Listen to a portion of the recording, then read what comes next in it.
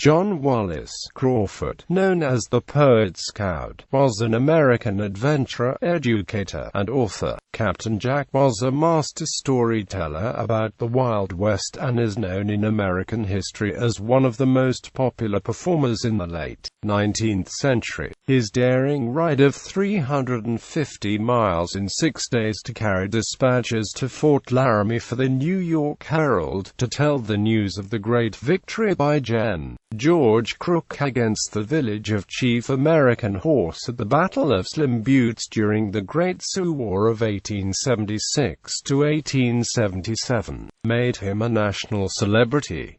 Early life. Crawford was born in Candona, East Donegal Island, on March 4, 1847. His parents were both born in Scotland. John Wallace's father, John A. Crawford, was banished from Scotland for making revolutionary speeches and fled to Ireland. Like many Scots-Irish of that time, the Crawfords moved and settled for a time in Ulster, in Northern Ireland. At age 14, Crawford emigrated to the United States from Northern Ireland, joining other members of his family who had preceded him to Minnesville, Pennsylvania, the heart of the nation's anthracite coal region. In 1861, while his father marched away to war, young Crawford went to work in the mines to help support the family. At age 17, he enlisted in the 48th Pennsylvania Regiment Volunteers and saw heavy fighting during the last stages of the Civil War. He was wounded twice, once at Spotsylvania and again at Petersburg, just days before Lee's surrender at Appomattox. While convalescing from the first wound in a Philadelphia hospital, young Crawford learned to read and write under the tutelage of a Sister of Charity. He would later incorporate his wartime experiences into his stage presentations. At war's end, Crawford returned home and found a job in the coal mines at Centralia, Pennsylvania. He moved there with his parents, John A. and Susie Crawford. His father, John A., became the town's tailor. The death of his mother 2 years later permanently influenced his life. On her deathbed, Susie Wallace Crawford exacted a promise from her son that, as long as he lived, he would never drink liquor. The senior Crawford's addiction to strong drink had caused the family to suffer. In fact, one of Jack Crawford's earliest recollections was kneeling by his mother's side, praying God to save a wayward father and husband. Crawford kept this promise for the rest of his life, becoming one of the few teetotal scouts that ever worked for the U.S. Army. This deathbed scene likewise found its way into Captain Jack's lectures and essays, contributing to Crawford's reputation as a leading temperance advocate. While in Centralia in September 1869, Jack married a local schoolteacher, Anna Maria Stokes, of New Media, north of Centralia. Jack was appointed postmaster of Gerardville, Pennsylvania, and Jack and Anna Marie moved there. He was also an officer in the local miners' union. Together they had 5 children, including a girl who was named for Jack's friend William Buffalo Bill Cody. Her name was May Cody Crawford. Black Hills Ranges. In 1875, Jack headed west on the Black Hills Gold Rush. He would later claim that dime novels were among the influences that propelled him west. Jack spent the first 6 months of the nation's centennial year canvassing the gold camps as a correspondent for the Omaha Daily Bee. During these months, the residents of the mining settlement of Custer elected him to the town's first city council.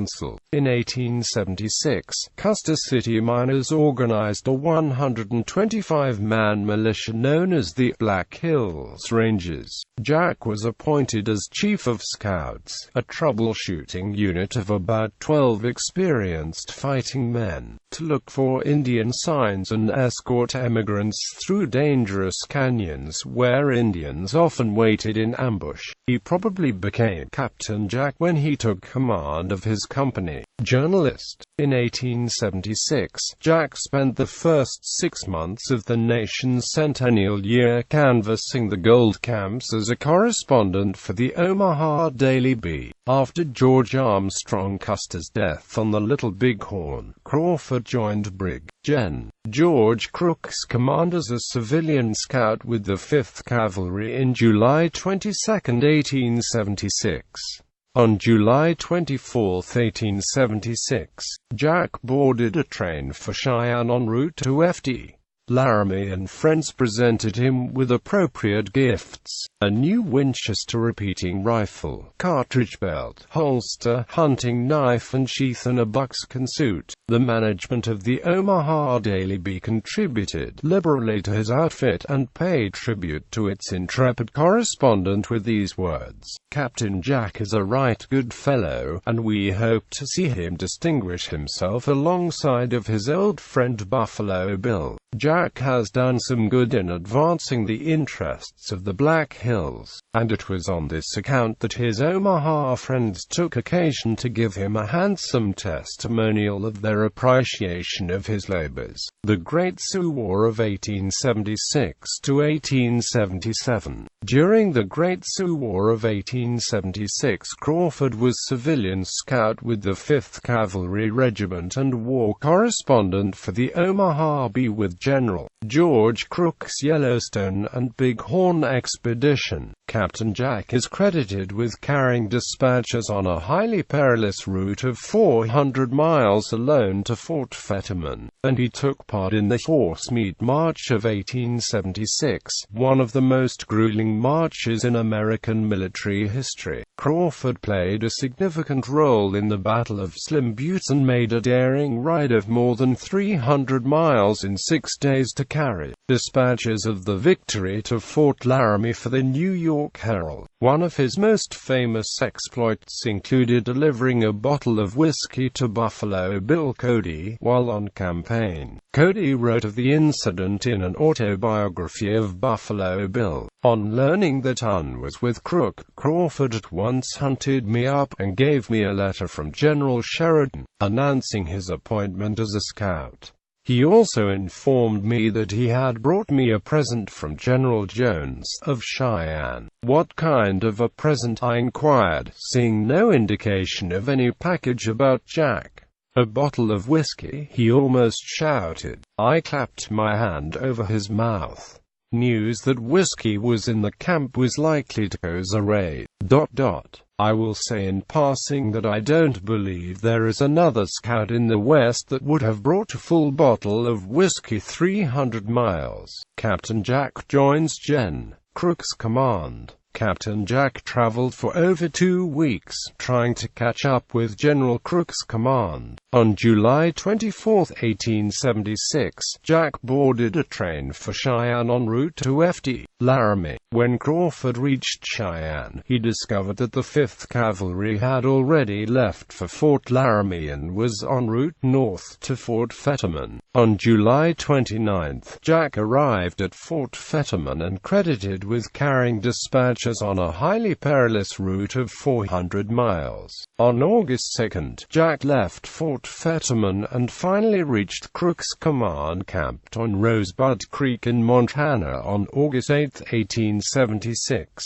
After a brief nap, Crawford located his friend Buffalo Bill, handed him some letters, and distributed other communications to officers and newspaper correspondents accompanying the expedition. He then turned over to Cody a present from a Mr. Jones, proprietor of the Jones House in Cheyenne. The gift was a bottle of sour mash whiskey, which Jack had carried unharmed on his perilous journey to the Rosebud. In wiring of this incident in his autobiography, published in 1879, Cody whimsically remarked, "Jack Crawford is the only man I have ever known that could have brought that bottle of whiskey through without accident befalling it, for he is one of the very few teetotal scouts I ever met." Indeed, Crawford made a good impression upon both officers and enlisted men, who considered his ride from Fetman a plucky undertaking.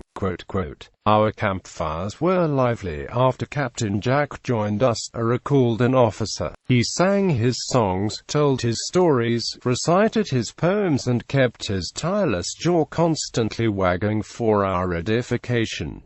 Crook's Horsemeat March. Crook's Horsemeat March marked the beginning of one of the most grueling marches in American military history. Crook's command consisted of about 2,200 men, 1,500 cavalry, 450 infantry, 240 Indian scouts, and a contingent of civilian employees, including 44 White Scouts and Packers. Crook's civilian scouts included Frank Gruard, Baptiste Big Bat Poirier, Baptiste Little Bat Garnier, Captain Jack Crawford, and Charles Buffalo Chips White. Although Captain Jack's yarns and rhymes would help to relieve the monotony of camp life, Buffalo Bill grew bored by the inactivity and left the expedition to continue his theatrical career in the East. According to one newspaper account, it was on Cody's recommendation that Col. Wesley Merritt subsequently appointed Crawford to succeed Cody as Chief of Scouts of the 5th Cavalry Regiment. News of the defeat of General Custer at the Battle of the Little Big Horn on June 25 and 26, 1876, arrived in the East as the U.S. was observing its centennial.